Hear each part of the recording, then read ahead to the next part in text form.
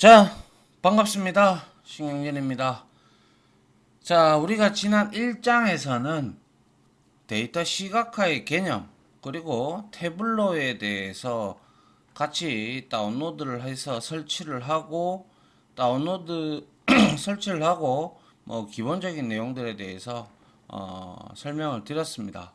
자, 이번 2장부터는 이제 데이터 시각화 기본 차트 1이라고 해서 기본 차트들을 일단 좀 살펴봐야 되겠죠. 그죠? 기본이 돼야 나중에 더욱더 좀 보기 좋은 차트를 만들 수가 있으니까요. 그죠? 예. 그리고 미리 말씀을 드리는데, 그냥, 태블로를 바로 열고, 그냥 이게 바 차트입니다. 이게 파이 차트입니다. 만드는 방법은 이렇습니다. 라고 강의를 해도 됩니다. 사실. 그런데 중요한 것은 거기 안에는 우리가 이렇게 하면 됩니다. 라고 하는데 그 안에는 더욱더 많은 태블로에 움직이는 태블로가 어떻게 데이터가 저렇게 만들어지는지 이런 것들에 대한 내용들을 모른다면 추후에는 좀 우리가 차트를 만들 때도 여러 개의 열과 행 이런 것들을 조합해 가면서 우리가 통계를 나타내야 되는데 그런 것들에 대해서 우리가 기본을 모르면 안 되기 때문에 이러한 시간을 통해서 우리가 공부도 하고 그런 개념이 왜 저렇게 적용이 됐는지 그런 거를 반드시 알 필요가 있다. 모든 것은 기본이 중요하죠. 예, 그래서 이렇게 이론적인 공부도 무시 못합니다. 알겠죠? 예. 그래서 우리는 이제 앞장에서 이 장의 목표입니다. 앞장에서 데이터 시각화 도구인 태블로에 대해서 전반적으로 소개를 드렸고요. 그리고 태블로 데스크탑 설치부터 시작하여 데이터 연결창, 그죠? 준비창, 그리고 작업창 등의 주요 화면의 인터페이스를 가볍게 우리는 이제 살펴봤죠. 그러면 이제 이로써 본격적으로 태블로를 다뤄보기 전에 워밍업 과정은 마친 걸로 보고요. 자, 이번 장에서는 이제 우리가 해야 될 게 태블로가 수행하는 가장 기본적인 작업, 차트를 함께 만들어 볼 겁니다. 그래서 앞서 태블로는 본질적으로 데이터 시각화 도구라고 설명한 바가 있죠. 맞습니까? 그리고 시트라는 고 부르는 도화지 위에서 다양한 방식을 통해 데이터를 시각적으로 보여줄 수가 있습니다. 그래서 이 장에서는 데이터를 표현하는 기본 방식인 바 차트, 그리고 라인 차트, 그리고 파이 차트를 중심으로 연습을 해 보려고 합니다. 아시겠죠? 자, 그러면 기본적으로 자, 필드를 시트 위에 올리는 방법부터 우리는 해야 돼요. 그죠? 그래서 일단 뭐부터 해야 되겠어요? 필요한 엑셀 파일은 제가 드리는 그런 파일을 이용을 하시면 되고요. 그래서 데이터 연결창을 우리가 통해 가지고 슈퍼 스토어 KR 연습 데이터를 불러온 후 데이터 준비창에서 others 테이블을 가져와 보자. 이 정도는 이제 하실 수 있습니다. 그죠? 그래서 어떻게 해야 돼요? 데이터 준비창 하단에서 주황색으로 되어 있었던 시트 1을 클릭을 하면 이렇게 바뀌죠. 그죠? 맞습니까? 클릭하여 데이터 작업창에 안착하면 아래와 같은 화면을 확인할 수 있죠. 여기서부터 이제 모든 작업이 시작이 됩니다. 다들 지난 장에서 우리가 봤었죠. 그죠? 자, 그러면 그 다음에 이제 우리는 태블로에서 차트를 그리는 작업은 왼쪽 데이터 패널에 나열된 필드를 이제 화면 안쪽으로 우리가 옮기는 것부터 시작이 되죠. 그죠? 그래서 우리가 원하는 필드를 마우스 왼쪽으로 선택한 후 데이터 패널 오른쪽 공간 아무 위치에나 가져간 후, 즉 드래그를 한 후 마우스를 놓아보자. 이게 드래그 앤 드롭이잖아요. 그죠? 그래서 화면이 처음과 다른 모습으로 변한다. 그죠? 그래서 상단 아이콘 중에서 우리가 시트 지우기라는 요런 아이콘도 있어요. 요거 실습 때 우리가 한번 보도록 할게요. 그리고 아이콘을 클릭을 하면 화면에 올라간 모든 필드들이 모두 제자리로 돌아갑니다. 그래서 빈 화면만 남게 되고요. 그리고 차트 윗부분에는 가로로 길게 나타내는 열과 행을 나타내는 부분이 우리가 각각 열선반, 행선반이라고 불러요. 그래서 다음 장에서 위쪽 그림은 세일즈 필드를 행선반 위에 가져다 놓았을 때 화면이고, 그 다음에는 프로덕트 카테고리라고 해서 얘는 우리가 카테고리잖아요. 그래서 우리가 카테고리별로 카테고리 필드를 선택한 후 열 선반으로 옮겨 보면 그 결과는 아래쪽 그림과 같이 나오게 된다. 그래서 새로운 필드가 안으로 들어오면서 태블로는 그에 맞게 변화된 화면을 우리에게 보여주고 있다라는 말이 곧 이게 되는 것이죠. 자, 여기에 보시면 행선반, 그죠? 여기에서 합계 세일즈라는 세일즈라는 그 필드를 우리가 여기에다가 올리면 이와 같이, 이거는 제가 표준으로 보기를 하지 않고요. 여기 그림의 가독성을 높이기 위해서 상단 아이콘 메뉴 중에 보면 표준을 전체 보기로 변경을 하면 이 하나만 딸랑 이렇게 나옵니다. 안 그렇지 않으면, 표준으로 안 하면 이거는 요렇게 여기에 요거 하나만 딸랑 요렇게 요런 형태로 나와요. 그래서 합계를 한 개 갖다 놓으니까 매출 합계가 딱 이렇게 생기죠. 그리고 두 번째로 열선반에다가 우리가 프로덕트 카테고리라고 이렇게 옮기면 여기에 보시다시피 카테고리 가구, 그리고 사무용품, 그리고 전자제품이라고 세 개가 나오죠. 이렇게 세 개의 카테고리에 매출의 합계가 이렇게 나온다라는 거예요. 아시겠어요? 예, 그래서 이런 것들도 다 이제 직접 해볼 거고요. 그리고 밑에 이런 글자들이나 이런 것들도 우리가 폰트나 이런 것들도 다 바꿀 수가 있어요. 알겠죠? 그런 것들도 차츰차츰 배워 나가도록 하죠. 알겠죠? 예. 자, 그런데 방금 봤던 행선반이나 열선반, 그죠? 두 개의 필드를 각각 행선반과 열선반에만 배치를 했는데 화면의 다른 위치에도 필드를 올릴 수 없을까? 물론 그렇지 않습니다. 여기에 1번에서부터 12번까지 다 올릴 수가 있어요. 올려보면 그에 따라서 어떻게 화면이 나타나는지도 다 달라져요. 그래서 위 그림에서 표시된 1에서 12번 위치에 모두 필드를 올릴 수가 있습니다.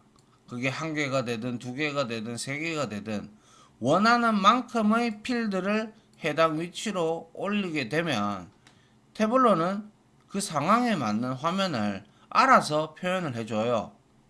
그래서 필드를 직접 옮기면서 해당 화면이 어떻게 변화하는지도 확인을 해보자라는 거. 이것도 해보면 될 거고요. 그죠? 어쩔 때는 1번에 올려야 될 때도 있고, 어쩔 때는 3번에 올려야 될 때도 있고, 각각 용도가 있겠죠. 그죠? 그런 것들도 하나하나 배워 나가면 되니까, 뭐 너무 서두르지 않으시면 됩니다. 자, 그리고 태블로 화면 위에 필드를 올리는 방식을 정리를 한번 해봅시다. 방금까지 설명드린 내용 중에서 원하는 필드를 마우스로 선택한 후 드래그 해서 화면에 적당한 위치로 가져간 후 드롭을 하게 되면 데이터가 표현이 되죠. 그래서 태블로에서는 필드의 위치를 옮겨 화면을 만들어가는 방식을 간단히 줄여서 드래그 앤 드롭이라고 부릅니다. 그리고 이거 말고도 우리는 더블 클릭으로 적극적으로 활용하는 방법도 있어요. 드래그 앤 드롭은 간단하면서 편리하게 차트를 그려낼 수 있는 태블로의 고유 기술이죠. 그러나 하지만 이마저도 번거롭다면 마우스를 더블 클릭하는 것만으로도 필드를 화면 위로 올릴 수가 있습니다. 그래서 세일즈 필드, 매출 합계 필드입니다. 이 세일즈 필드와 프로덕트 카테고리 필드를 순차적으로 더블 클릭을 하면 이거는 실제 값이죠. 값이기 때문에 이거는 행선반으로 가게 되고요. 그리고 차원, 카테고리가 있는, 그죠? 데이터 프레임의 차원, 2차원적인 그 차원인 프로덕트 카테고리는 열선반으로 올라간다. 물론 이렇게 해서 하면 알아서 해주는데 중요한 거는 참고로 태블로에서 측정 값을 먼저 더블 클릭한 후 차원을 더블 클릭하면 차트 형태의 결과가 나오지만 예를 들어 제가 프로덕트 카테고리를 먼저 더블 클릭을 했어요. 그리고 세일즈를 더블 클릭을 하면 각각 열선반, 행선반이 뒤엉킵니다. 그죠? 바뀌죠? 그러면 반대로 이것도 한번 해볼 거지만 표 형태의 화면이 나타나게 돼 있어요. 아시겠죠? 그래서 이런 것들은 다 해보면 되는 거고요. 자, 그러면 이제 본격적으로 이제 데이터 시각화의 기본 차트 중에서 바 차트에 대해서 조금 살펴보도록 합시다. 자, 바 차트. 다들 제일 잘 아는 차트, 기본 차트가 바 차트예요. 그죠? 여러분들이 쓰는 엑셀이나 이런 데서도 뭡니까? 바 차트를 쓰잖아요. 그죠? 바 차트 세로형이든 가로형이든 그죠? 가장 무난하게 나타낼 수 있는 게 바 차트예요. 그래서 바 차트는 모든 데이터 표현 방식 중 가장 기본이 되는 차트입니다.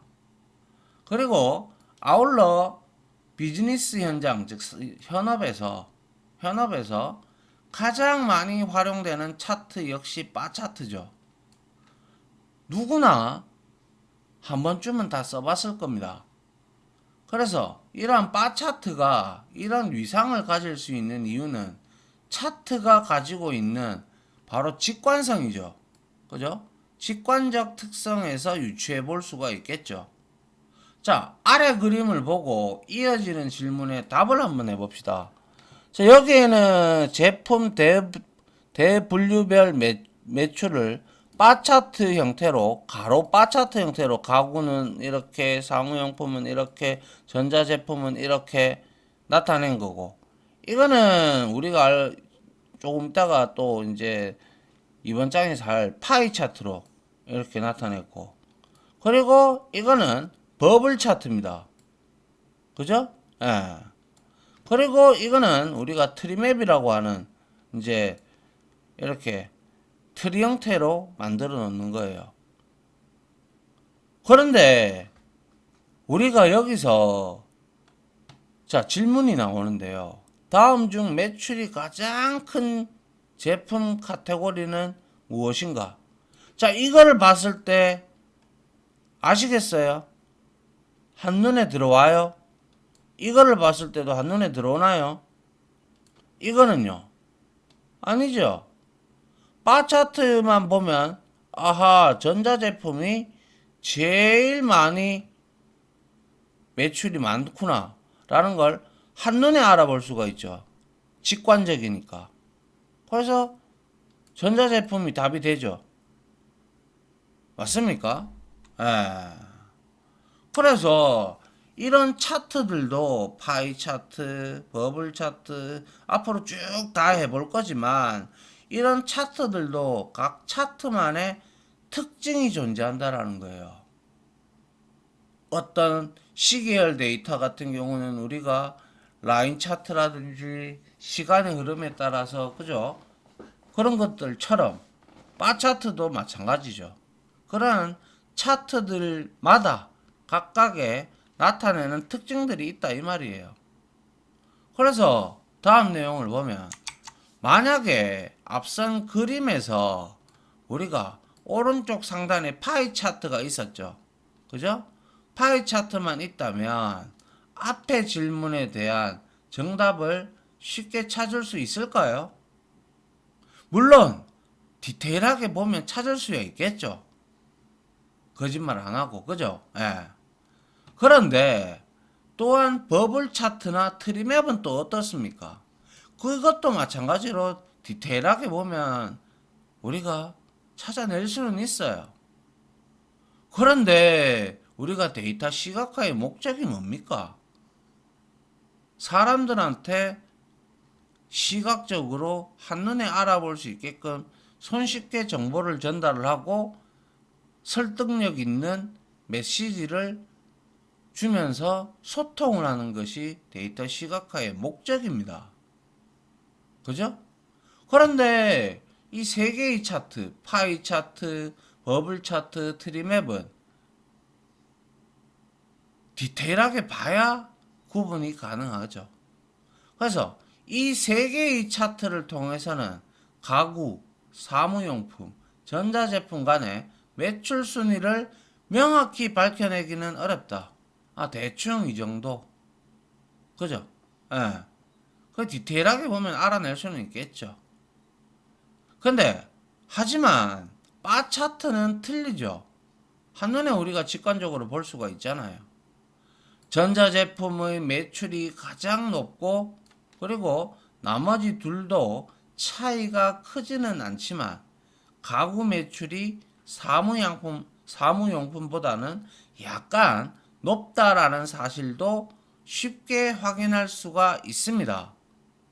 맞습니까? 예. 그래서 우리는 바 차트는 막대의 길이를 통해 대상의 크기를 표현하기 때문에 그죠? 표현하죠.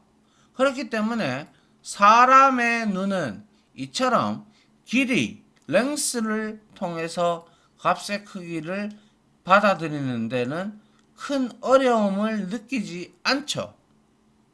그죠? 예. 바꾸어 말하면 미세한 차이라도 길이의 길고 짧음을 비교적 잘 구분한다는 의미예요.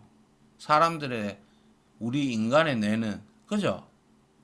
그래서 바 차트는 보는 사람도 이해하기 쉽고 만드는 사람도 표현하기가 쉽습니다.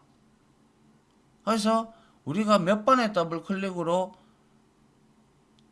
태블러에서 바로 바 차트를 만들 수가 있어요. 아시겠어요? 에. 자, 그래서 태블러에서 바 차트를 아주 쉽게 그릴 수가 있는데요. 가장 간단한 방법을 아래와 같이 소개한다. 함께 연습을 해보자. 제가 이거를 왜 적어 놨을까요? 직접 실습을 하면서 그냥 보여주면 되는데. 그쵸? 혹시나 연습을 하시다가 여러분들이 잊어버렸을 때가 있잖아요. 잊어버릴 수가 있잖아요. 그죠? 그럴 때 이 장표를 한 번 더 들다 보든지 아니면 제가 강의한 내용을 한 번 더 보시면, 그리고 이 태블러는요, 이 태블러는 우리가 뭐냐 하면 저 경영정보 시각화 능력이라는, 아마 작년에 개설이 됐던 걸로 해서 올해부터 시험을 치고 있는 걸로 알고 있는데요. 자, 여기 한번 보시죠. 대한상공회의소 자격평가단 사업이 있죠.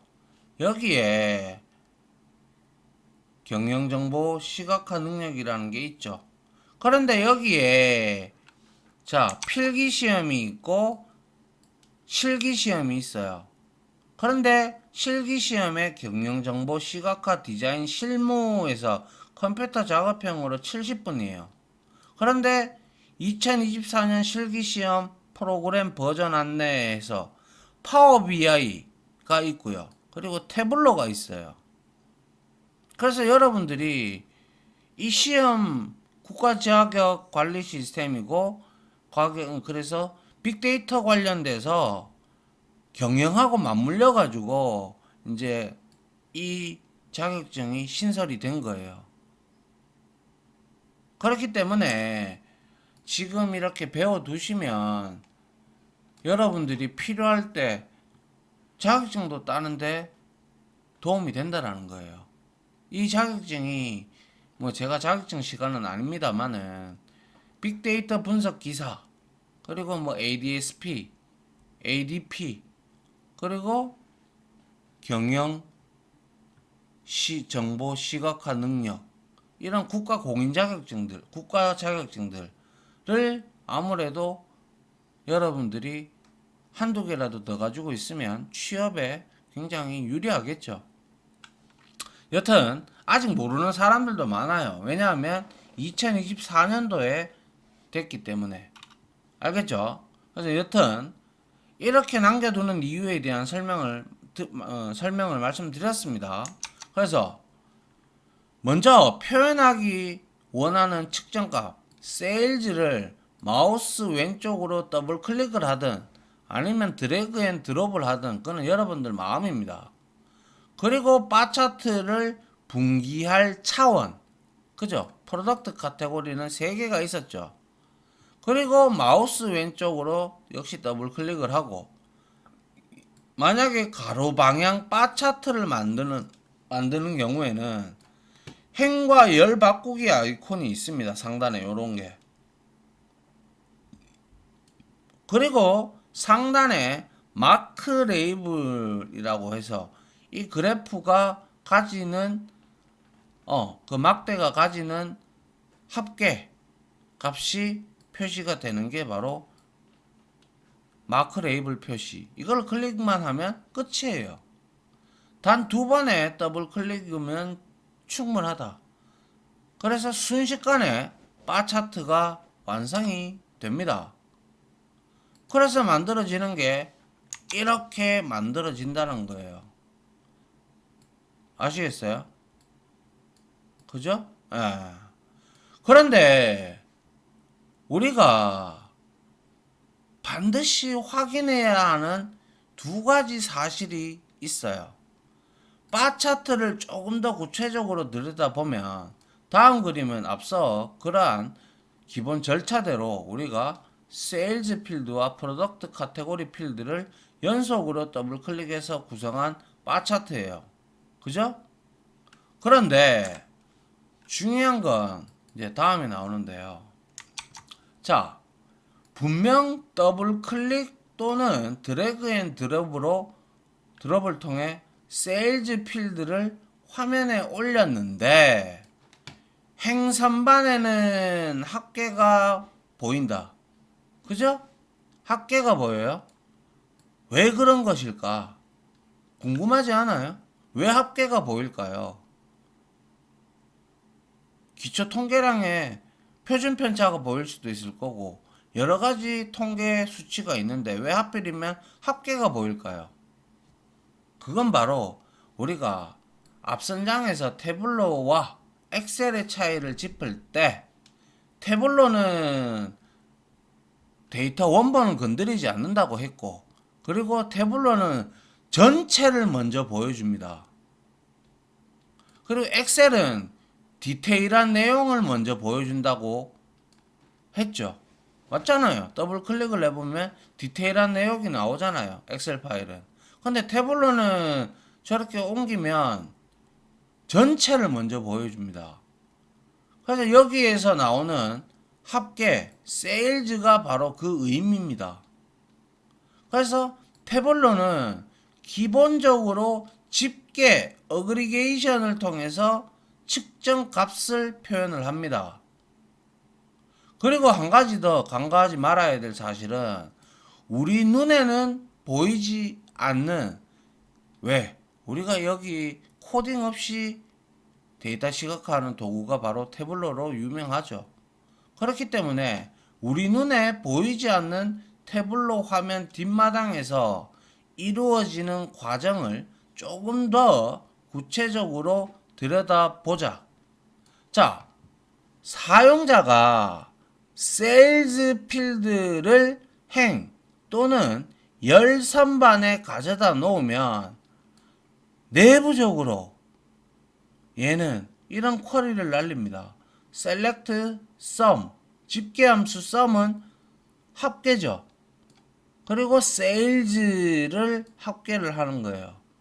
그리고 from에서 orders table에서 요런 정도의 쿼리는 다들 아실 거라고 생각합니다. 그죠?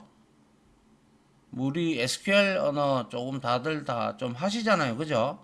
자, 그래서 orders table로부터 sales라는 필드에 있는 값들을 모두 집계해라 라는 게 쿼리가 데이터 원본을 향해서 날아가고요.